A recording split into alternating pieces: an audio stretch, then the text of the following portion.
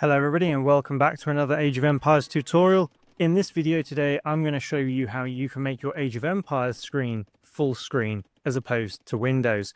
So you can see here right now that I'm currently in windowed mode, and if I hover my mouse up here, for example, to navigate but then move up, I can no longer navigate around the map, and that is quite frustrating. And if you want to make this full screen, all you need to do here is just go ahead and click on the escape button, or alternatively come up here to the top right, go to your options, and then here you will see several different tabs. You want the graphics tab, you might open interface at the beginning, but go to graphics, and on the display mode here, go from windowed to full screen.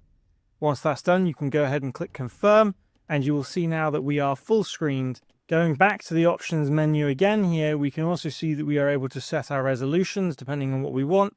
So if you want to scale up, for example, you could use a smaller resolution, and that will effectively allow you to have the objects closer to you in the game. However, I do prefer to have it at max resolution, and so I'm going to go ahead and click confirm, and you can see that the buildings are much smaller on my screen this way around. And I hope this tutorial has helped.